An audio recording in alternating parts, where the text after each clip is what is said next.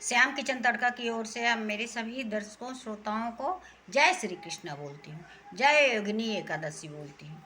तो मैं आज जो आषाढ़ कृष्ण पक्ष की एकादशी के को योगिनी एकादशी के नाम से जाना जाता है, उसके महत्व और कथा के बारे में बताऊंगी, जो भी मेरे को मालूम है। तो इसका कुछ ऐसा है कि एक बार अर्जुन ने भगवान श्री कृष्ण से पूछा कि हे त्रिलोकीनाथ, आपने ज्येष्ठ मास की शुक्ल पक्ष की निर्जला एकादशी का महत्व और सब कुछ बताया आपने, तो आप अब आषाढ़ कृष्ण पक्ष की एकादशी का भी नाम, महत्व, पूजा सब बता दीजिए मुझे, इससे क्या फल मिलता है। तो फिर कृष्ण भगवान ने बोला कि हे अर्जुन सुनो, इसको भगवान शंकर ने अपने पुत्र कार्तिकेय से भी इसका महत्व के बारे में बताया है।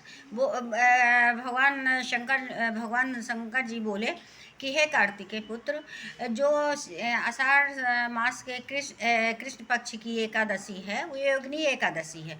इसका व्रत विधि विधान से करने से सभी पापों से मुक्ति मिलती है, चारों तरह के पाप मुक्त से मुक्ति मिलती। इसको अवश्य करना चाहिए, सबको करना चाहिए। तो इसका कुछ इस प्रकार, फिर इसका कुछ पौराणिक कथा है कि एक जो कुबेर जी थे, तो कुबेर जी थे तो उनका एक माली था, है माली, जो उनके लिए हर हर तरह से सरोवर से पुष्प लाए, माला पुष्प का माला बनाए, पुष्प लाए, सब चीज़ ले आके पूजा में प्रतिदिन दिया करता था। एक दिन क्या हुआ कि हेम माली अपने पत्नी के साथ में रथ क्रीड़ा में पड़ गया, तो दिन में उसी में बिजी हो गया। वो उसको सब कुछ भूल गया कि मेरे को जाना है वहाँ, तो भूल गया। इतने में 12 बजे मध्याह्न हो गई, दोपहर हो गई।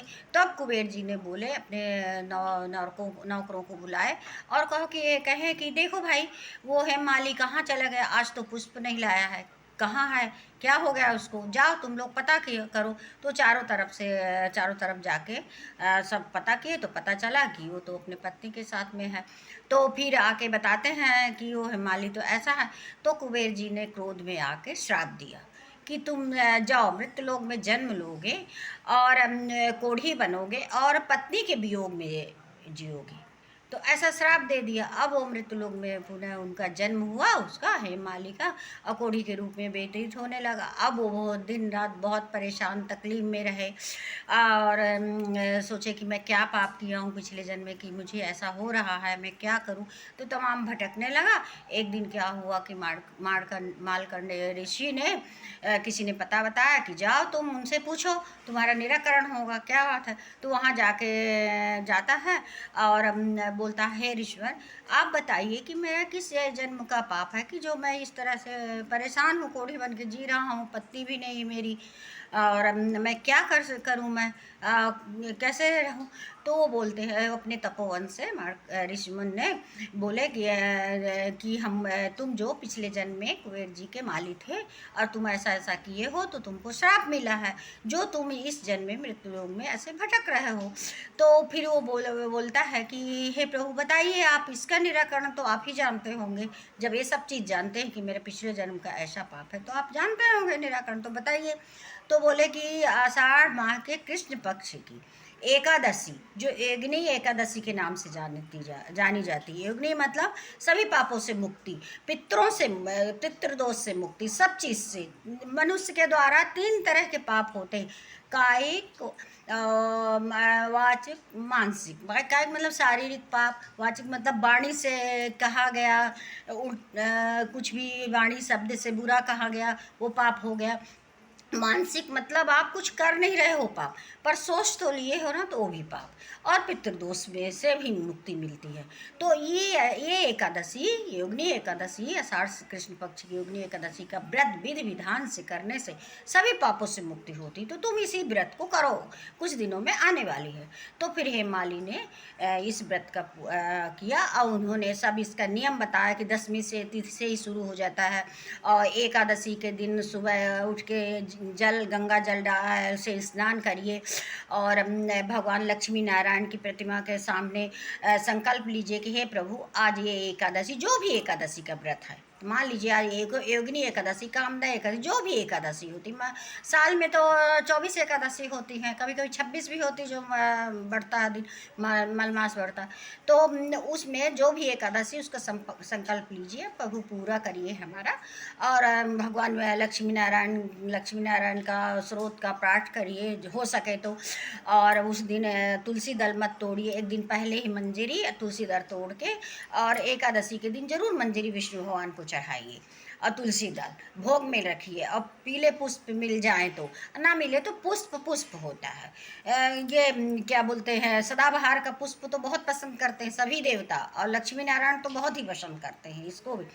तो ये सब चीज़ें करिए आप, आपको सब मिलेगा। तो उन्होंने हे माली ने पूजा किया, व्रत किया, तो अपने ये पापों से उनको मुक्ति मिली, वैकुंठ को गया तो हुआ। तो इस बार आषाढ़ मास के कृष्ण पक्ष की ये योगिनी एकादशी का व्रत 13 जून शाम से शुरू हो जाएगा, रात से, और 14 जून को इसका व्रत रखा जाएगा, और 15 जून का इसका पारण होगा। तो पारण का टाइम, हर एकादशी का पारण का टाइम अलग अलग होता है। तो ये 2023 की है ना, योगिनी एकादशी, आषाढ़ से कृष्ण पक्ष की योगिनी एकादशी का व्रत का पारण का टाइम 15 जून को सुबह 5:05 से शुरू हो जाएगा। वैसे 7 भी कहते हैं, पर 5 से शुरू कर लीजिए।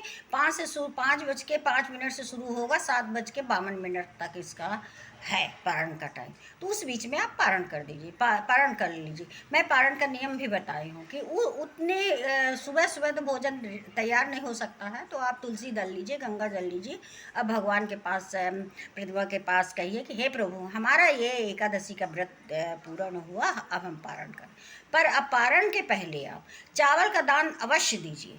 तो उतनी देर कोई नहीं मिलेगा तो आप चावल निकाल के रख दीजिए, इसके बाद पारण करिए। तो उसको गाय को खिला दीजिए, या ज़रूरतमंद ब्राह्मण है उसको सीधा सूखा पूरा लगा के दे दीजिए, गाय खिला दीजिए। नहीं है तो गाय पूरा पर्याप्त। तो ये आषाढ़ मास 2023 की आषाढ़ कृष्ण पक्ष की योगिनी एकादशी 14 जून को रखी जाएगी। बस इतना ही मुझको मालूम है, मैं कह के अपने वीडियो में विराम लेना चाहती। जय श्री कृष्ण, जय लक्ष्मी नारायण, जय लक्ष्मी नारायण नारायण नारायण, बोलो श्रीमन नारायण नारायण नारायण। और एकादशी का सब भगवानों में भगवान लक्ष्मी नारायण, और सब व्रतों में व्रत एकादशी है सबसे महत्व वाली, सबसे श्रेष्ठ। बस जय श्री कृष्ण।